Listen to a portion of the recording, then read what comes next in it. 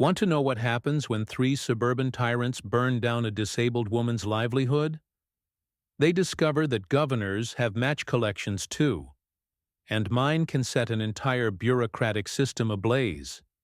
They thought they knew who they were dealing with. Turns out they'd never met the man who still remembered every lesson from his mother's raised bed garden, where she taught him that sometimes you need to burn the field to make it fertile again. Monday, October 14th, 4:47 a.m. My phone vibrated. Against my nightstand in the governor's mansion, while I was reviewing budget proposals for the infrastructure bill that would reshape our state's roadways for the next generation. 6 missed calls from my sister Rachel. 7 text messages. That's when my perfectly ordered world, executive orders, state budgets, legislative sessions, imploded like controlled demolition gone wild. Ethan, they burned Mom's greenhouse. Everything's gone. The heirloom tomatoes, the prize orchids, everything. She's worked for since the accident. The words didn't compute. They bounced around my sleep-deprived brain like rubber balls in a hurricane. My 63-year-old mother, wheelchair-bound since the car accident 3 years ago when she'd swerved to save a child and sacrificed her own mobility, lived through those plants. Her small urban paradise, where she nurtured heirloom tomatoes that won state fair ribbons and prize-winning orchids that collectors would kill for. Her sanctuary since losing the ability to walk. Rachel, the greenhouse is metal and glass. It can't just... How does metal burn? They knocked it down first. Said it violated zoning regulations. Then they set the debris on fire. The wooden shelves, the organic materials, everything. Mom's in the hospital. They told her it was an illegal structure. They said she had 24 hours to comply, and when she couldn't reach you, I was in the air within the hour, my security detail scrambling to match my urgency. The state helicopter's rotors cut through morning fog as I dialed my chief of staff, my attorney general, my mother's doctor, and God, though not necessarily in that order. The aerial view from my state helicopter revealed more than a blackened scar where Mom's second life had flourished. It showed a pattern of deliberate destruction that suggested planning, coordination, and the kind of vindictive precision that requires meetings and votes and official paperwork. My security detail met me at the private airfield with a folder, labeled Willowbrook Heights HOA Incident Report, though massacre would have been more accurate. Governor? My aide James handed me coffee I would never drink because rage doesn't mix well with caffeine. The HOA board president, Victoria Hamilton, has issued a press release. They're claiming the structure violated County Ordinance 14.7b regarding non-conforming additions to residential properties. They're positioning themselves as protecting community standards against wealthy exceptions. The audacity, the calculated political chess move of it all. Run a full background check on every board member. I want to know if they've jaywalked, littered, or sneezed without covering their months since kindergarten. And check their property violations too. At the property, I found my sister comforting our housekeeper Maria, who was gathering the charred remains of Mom's gardening tools like battlefield wounded being recovered for proper burial. The smell of burned plants, melted plastic, and destroyed dreams lingered in the air like toxic fog. Tell me everything, Maria, every detail you remember. Maria's English fractured with emotion as she clutched Mom's favorite gardening gloves. Now, just scorched leather. La Señora worked so hard, every morning at dawn, before the sun too high. The greenhouse, it was beautiful. Many years she built it, plant by plant. Yesterday, Tres Mujeres come, very angry looking. They wear matching blazers like uniform. They say the building is wrong. They give paper with many words. Say 24 hours. Miss Rachel, she tried to call you but I was in D.C., emergency Senate session on healthcare funding. The guilt hit like shrapnel embedded in muscle, sharp, deep, impossible to ignore. They come this morning with trucks. Big men. They break everything before she wake up. The tomato plants. She nursed them like babies. The orchids from Ecuador. They live longer than many people now. Your mother, she tried to stop them from her chair, but they just laugh. They say, call the governor. See if he can grow new plants. I knelt in the ash, my suit pants immediately ruined by soot that carried the remnants of my mother's passion. She had engineered this greenhouse herself, using architectural specs that would shame professional developers. Every pipe measured 3 times, every bolt torqued to specification, every sheet of glass positioned to maximize both light and energy efficiency. Meticulously planned over 18 months of research, calculation, and determination to prove that a wheelchair couldn't cage her spirit. The hospital room smelled of antiseptic, monitoring equipment, and wilting flowers from neighbors who remembered. When Mom brought fresh basil and tomatoes to every community gathering, she lay with her eyes closed, surrounded by machines that beeped reassurance while masking the truth that some wounds don't show on monitors. I'm sorry, baby. Her voice cracked like dry earth in drought.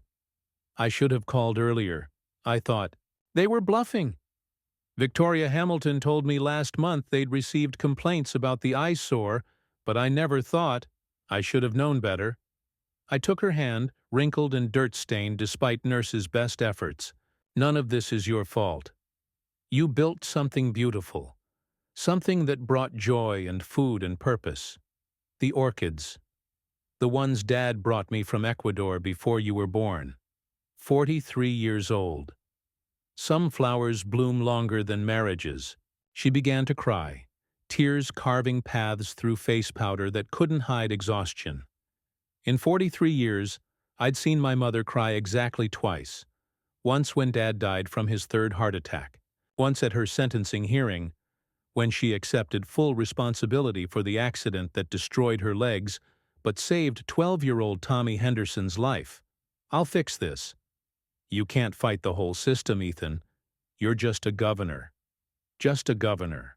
That phrase echoed like a war drum in Roman legions marching to prove their emperor's divinity. The emergency HOA board meeting was convened at the Willowbrook Heights Community Center, a building my infrastructure fund had actually helped renovate with state discretionary funds to the tune of $275,000. Irony twisted the knife deeper, as I walked halls I'd helped modernize to face women who'd used official powers to destroy instead of build. Victoria Hamilton commanded the room like a general inspecting conquered territory after a successful campaign. Her Chanel suit probably cost more than my mother's medical bills that month, and her perfectly coiffed silver hair moved like a helmet when she turned to acknowledge my presence, flanked by Susan Chen, treasurer and former real estate attorney who specialized in HOA defense litigation, and Diana Walsh, secretary and self-proclaimed community beautification expert, whose garden had never won anything but participation. Ribbons. Governor Marshall. Victoria's smile was pure plastic surgery and political calculation. How kind of you to attend our local proceedings. I assure you this unfortunate incident was handled according to all applicable regulations and was necessary to maintain our community's high standards. I remained standing while they sat, tower above them like power dynamics demand. Power isn't just about authority. It's about perception, positioning, and the ability to make others crane their necks to address you. According to your emergency demolition order, my mother's greenhouse violated County Ordinance 14.7b. I'd like to review the specific sections cited. Susan Chen produced a file thick enough to strangle reasoned discourse, papers rustling with practiced menace. The structure exceeded the permitted square footage by 47%. Lacked proper structural permits from 2021 despite claims otherwise, and used non-compliant materials for the foundation. Additionally, it impeded sightlines required by community. Standard Section 18.7a. The permits were filed. I have copies. I also have emails confirming receipt by this board. Oh?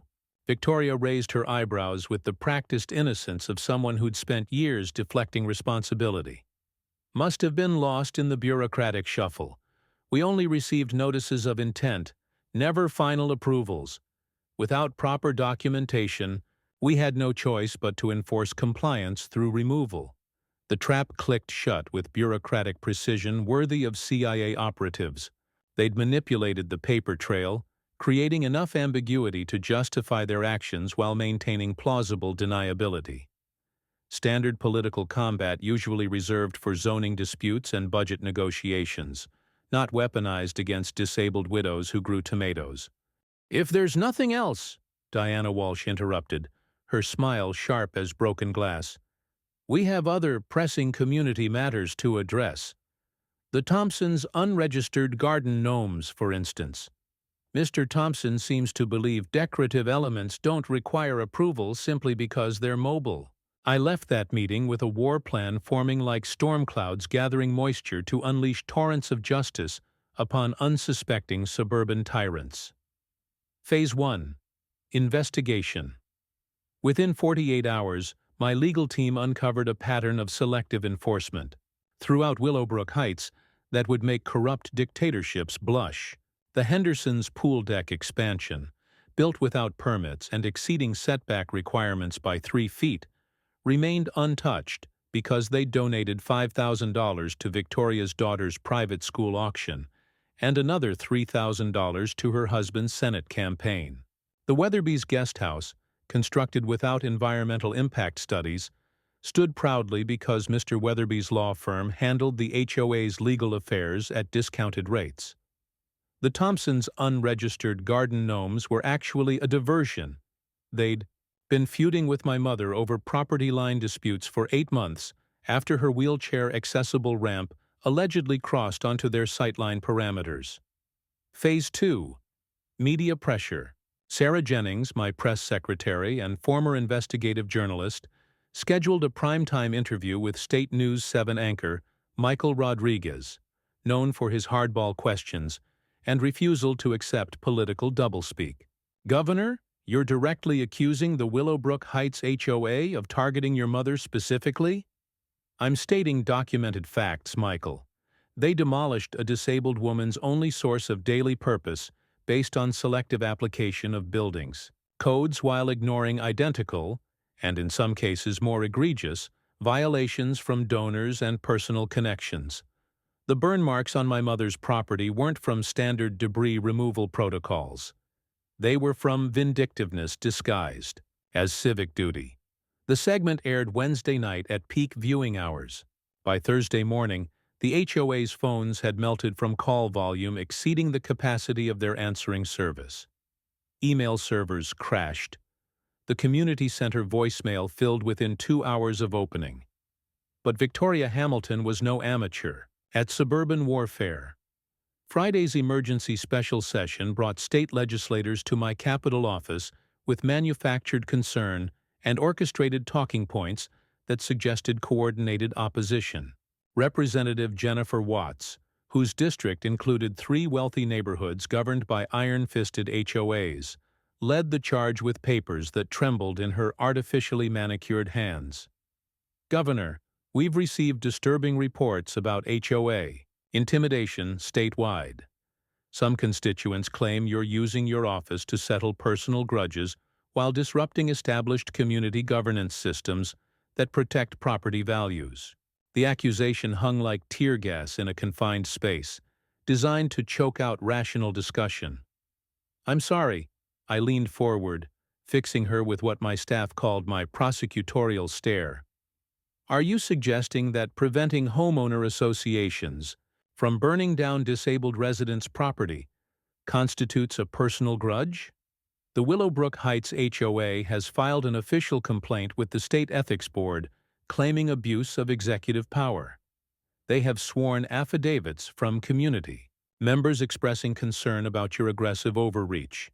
The audacity, the sheer arrogance of using my own system against me like a legal jujitsu move that turns defenders' momentum into attackers' advantage. I admired their strategy even as I prepared to dismantle it with surgical precision. Phase 3. Coalition. Building. That weekend, I quietly met with leaders from low-income neighborhoods historically bullied by HOAs. Michael Torres, my development director and former community organizer, had compiled a list of egregious cases where associations had destroyed community gardens, family businesses, and cultural centers under the guise of maintaining standards. Ethan, Michael spread case files across my kitchen table while my security detail kept watch outside. Victoria Hamilton's law firm represents 17 HOAs across the state. Their legal fees last year? $2.3 million. She's not protecting Willowbrook Heights. She's protecting a revenue stream built on manufactured conflicts and selective rule enforcement. Sunday morning brought the call I'd been dreading. My mother had woken from pneumonia-induced complications. The doctor explained that the stress hormones from watching her greenhouse burn had triggered a cascade of medical issues in an already compromised system. Elevated cortisol, suppressed immune response, secondary infection. How long for recovery? We're stabilizing her now, but infection at her age, with her medical history and current emotional state.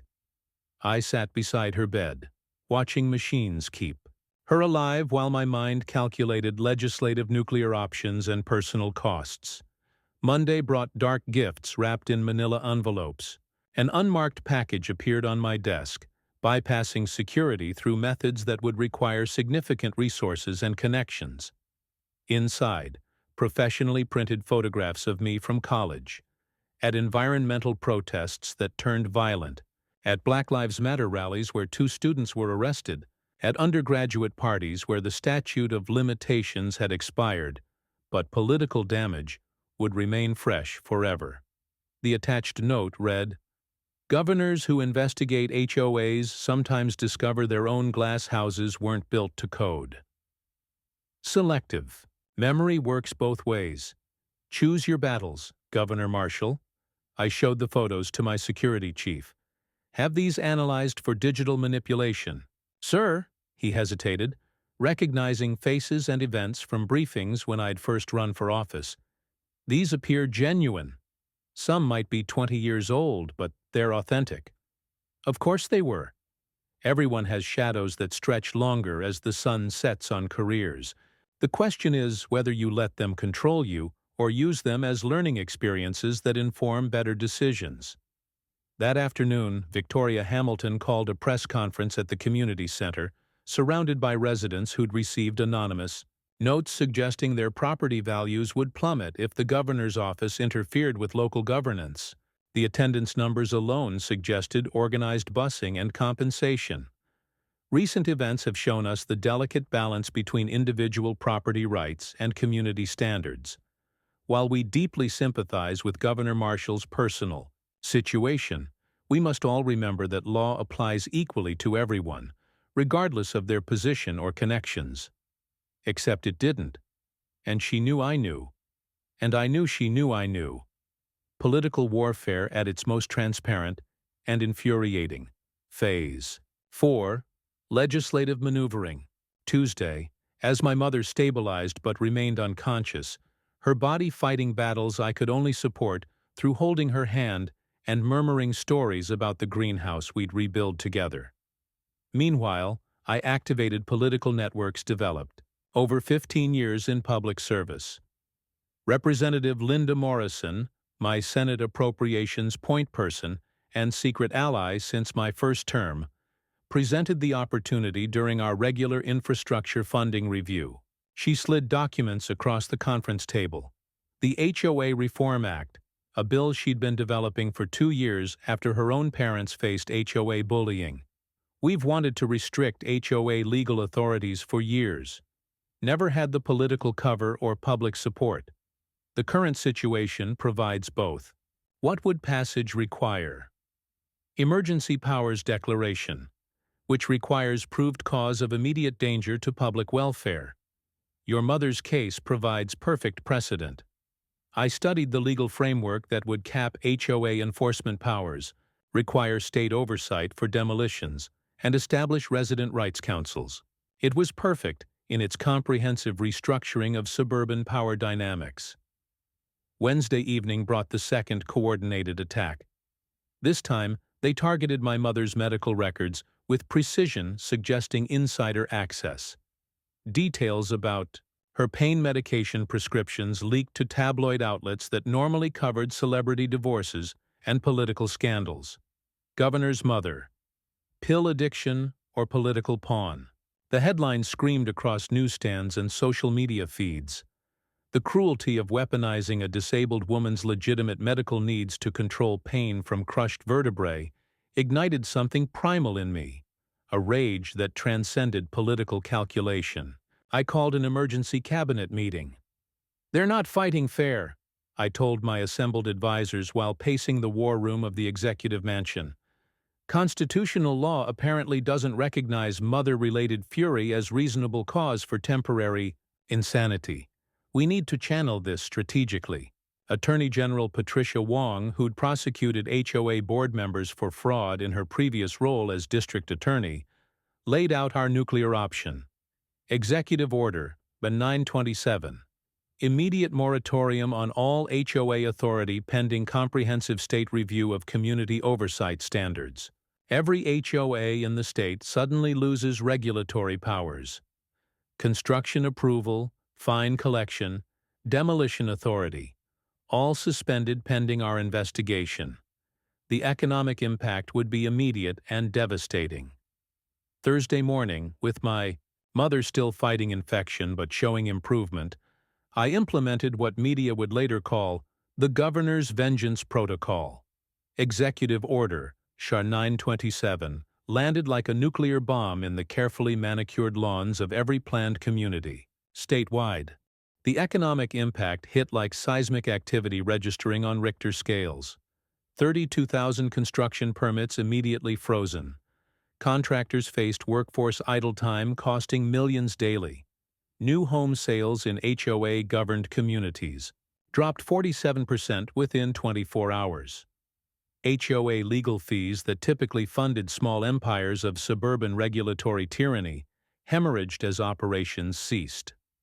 By Friday afternoon, my office received over 800 calls from every HOA attorney in the state.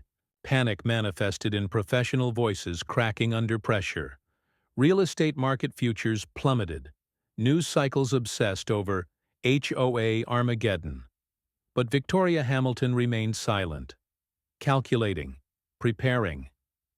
Saturday brought the knockout punch. She'd been orchestrating like a symphony conductor building to crescendo. Channel 5 News interrupted regular programming with breaking coverage, orchestrated to maximize damage. Exclusive investigation reveals Governor Marshall's systematic abuse of state resources to transport family members to private medical consultations. Flight logs obtained through Freedom of Information Act show 13 helicopter trips billed to taxpayers for personal errands. They'd found my Achilles heel, the gray area of separating public duty from private necessity, when your mother's medical emergencies coincide with official travel. Every trip analyzed, every minute scrutinized, every dollar questioned. My approval ratings dropped 10 points overnight as editorials questioned whether grief trumped ethics. Sunday, Rachel called at midnight, her voice carrying hope like morning, light breaking through storm clouds. "Mom's awake. She's asking for her reading glasses and wants to see you. She says she has ideas for the new greenhouse design." I broke every speeding law getting to the hospital. State police escort keeping. Pace with paternal urgency. Mom sat propped against pillows, eyes clearer than they'd been in days, surrounded by get-well cards from garden club members and former students. "I heard about the moratorium," she said, voice stronger but still tremulous. "Baby, you can't upend the entire state because 3 vindictive women decided to play God with zoning regulations. This isn't just about you anymore. It is. And I'm asking you to stop." She gripped my hand with surprising strength. "I built that greenhouse to feel useful again after the accident. To prove my life still had purpose beyond being a cautionary tale about defensive driving. Don't burn down your career trying to replace what I lost. They've gone too far. and you're about to match them. Do you even recognize yourself in this vendetta? That night, alone in my office at 2:17 a.m., wrestling with the governor's eternal dilemma, principle versus pragmatism, vengeance versus wisdom, my phone rang. Unknown number that had somehow bypassed security protocols. Governor Marshall? The gravelly voice suggested decades of chain smoking and hard living. I'm Walter Chen, Susan Chen's husband. Yes? My wife's asleep. She doesn't know I'm calling, but I have documents about the HOA fund. They've been skimming money, reimbursing fake expenses. Victoria's trips to Hawaii weren't for HOA conferences. They were shopping sprees and luxury villa rentals billed as educational retreats. I have receipts, bank statements, financial records. Why are you telling me this? Because what they did to your mother was wrong. But so is destroying every homeowner association in the state to punish 3 corrupt ones. Also, Susan's having nightmares, guilt eating her alive. Your mother tutored Susan's niece in math when she was failing algebra. Your mom never charged a penny. The irony cut deeper than any legislative maneuver. I'll need those documents for any official action. They'll be on your desk tomorrow morning. Anonymous delivery. But Governor, consider offering them a way out that doesn't require prosecuting my wife. We have kids, college tuition. Please. Mondays, dawn brought clarity after a night of wrestling with justice versus mercy. I met Victoria Hamilton at a neutral location, a high-end coffee shop outside the Capitol where power brokers regularly negotiated state contracts over artisanal espresso. We both hold nuclear options, I began, stirring cream into coffee that cost more than entire meals cost elsewhere. You have photographs and documents that could damage me politically and personally. I have legislative power that could bankrupt every HOA in the state, plus financial records that suggest serious felony charges. She stirred her sugar-free vanilla latte with measured precision that betrayed nothing of her internal calculations. What exactly are you proposing, Governor? Unconditional surrender with dignified exit strategy. You and your entire board resign immediately, effective within 48 hours. Full restitution for my mother's property damages, medical expenses, and emotional distress, payable from HOA funds, not personal accounts. Public apology acknowledging administrative errors and regrettable oversight in permit processing. In exchange, the moratorium lifts, your financial irregularities remain a private HOA matter subject to internal audit, rather than state investigation, and potential federal charges, and my college photography collection maintains its rightful place in personal history rather than public consumption. And if we refuse this generous offer, then we play this game to its inevitable conclusion. I have evidence of over $200,000 in embezzled funds, plus the executive authority to ensure every HOA board member and their extended families face the same selective enforcement you imposed on others. Your daughter's wedding venue violating noise ordinances? Your son-in-law's business operating from residentially zoned property? The investment properties your husband manages that don't meet accessibility requirements? All suddenly matters of intense regulatory interest.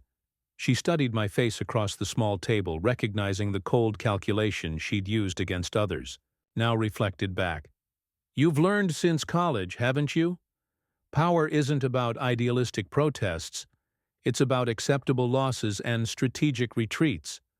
I learned that when my mother woke up in a hospital bed because you and your board decided petty tyranny was an acceptable exercise of civic duty. But I also learned that sometimes you need to stop the forest fire before you become the arsonist yourself. By Tuesday afternoon, the resignations were official. Victoria Hamilton, Susan Chen, and Diana Walsh stepped down citing personal health concerns and desire to spend time with family during these challenging times. Willowbrook Heights HOA issued a public apology for administrative errors leading to the unfortunate incident regarding Mrs. Marshall's greenhouse facility. promising a full review of all recent demolition actions. My mother's property received a $150,000 settlement check, delivered by courier. The new HOA board, led by a retired civil engineer named Thomas Park, who'd quietly disapproved of Victoria's reign since her hostile takeover 2 years prior, approved plans for a memorial greenhouse that would serve as community education center. Ironically, built to commercial standards that exceeded the original by 200%. The moratorium lifted Wednesday morning.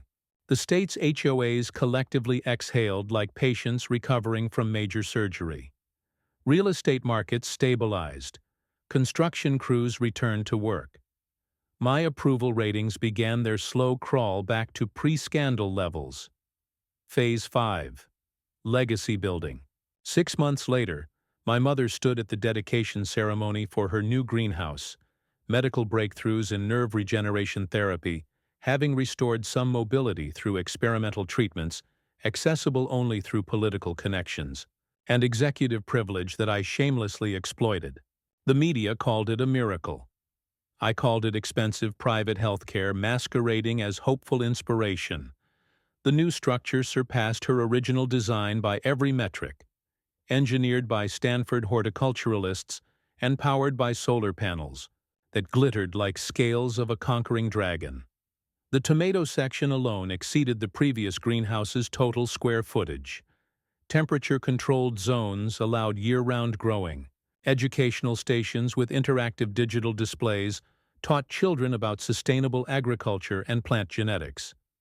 She spoke at the ceremony, her voice stronger than I'd heard in years, surrounded by the community who'd rallied to defend her against bureaucratic tyranny. A garden teaches us that destruction and growth are parts of the same cycle. Some seeds only germinate after fire. Some plants need the scars of pruning to bear better fruit. And sometimes, the most beautiful gardens grow from the ashes of what came before. The crowd applauded wildly. The press loved the symbolism. I stood to the side, watching my mother reclaim her purpose, while mentally cataloging the political capital spent to make this moment possible. Victoria Hamilton now consults for a legal firm defending predatory mortgage practices in Florida, far from the California communities she once terrorized. Susan Chen moved to Hong Kong with her family, rebuilding her marriage while her husband's testimony helped recover over $300,000 in misappropriated funds. Diana Walsh teaches community beautification at adult education centers where her influence extends only to color theory and mulch selection, her authority safely constrained by lack of enforcement powers. I won re-election by a comfortable margin, based on platform reforms rather than vengeful achievements. The HOA Reform Act passed with bipartisan support after strategic compromises that limited association powers while maintaining essential community standards.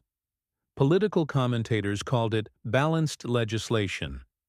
I called it necessary revolution dressed in parliamentary procedure to avoid acknowledging personal motivation. The war created casualties on all sides. Property rights advocates gained new protections. Community governance systems adapted to prevent abuse.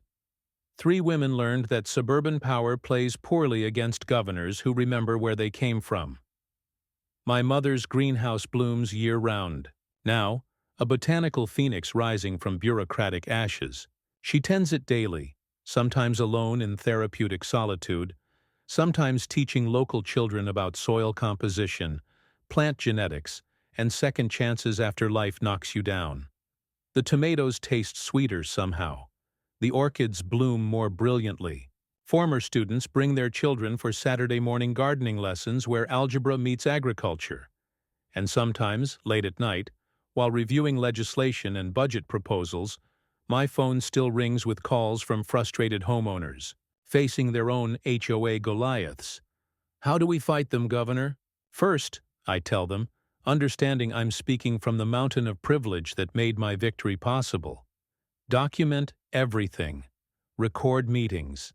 Save every email. HOAs thrive on selective memory and intimidation. And if documentation doesn't work, then you find their pressure points. Everyone has property histories. Everyone has building violations. Everyone has something to lose. But remember, the goal isn't mutual destruction. It's balanced power. Is that legal advice or political advice? That's grandmother advice passed through governor wisdom.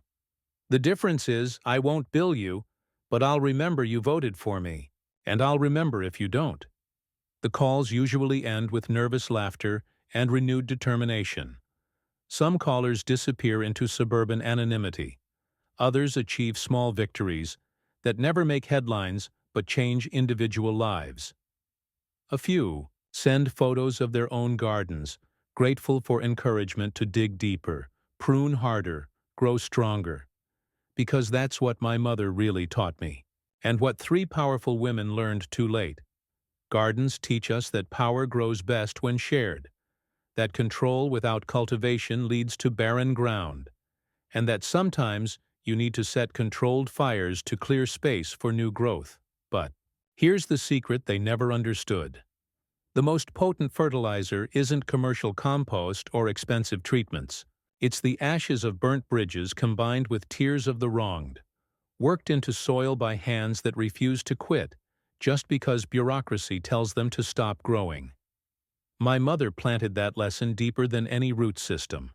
And when they tried to burn it down, they only proved how strong things grow back when you give them reason to thrive. The greenhouse stands as testimony to this truth. Attack someone's reason for living, and you might discover how creatively humans defend what gives them life meaning. Threaten a governor's mother, and you learn that executive powers can reshape more than budgets and legislation. They can cultivate justice from the ground up. Every time I sign state documents, every time I exercise authority, I remember the morning my mother woke up surrounded by ashes and medical monitors, fighting for breath because three women with clipboards decided her joy threatened their aesthetic vision. I remember. The state remembers. And occasionally, we ensure that others remember too, because that's what executive power should do. Protect citizens from tyranny, whether it wears federal badges or matching blazers purchased for board meetings where personal vendettas masquerade as community improvement. The difference? Some of us remember why the office exists. I remember, I responded, and in doing so, reminded three suburban generals why you should never declare war on someone whose mother taught them that beautiful things grow best when defended fiercely. They learned. We all learned. And somewhere in Ecuador, descendants of the original orchids still believe, like my mother does, that even the most delicate flowers can survive almost anything when given purpose, protection, and proper greenhouse conditions.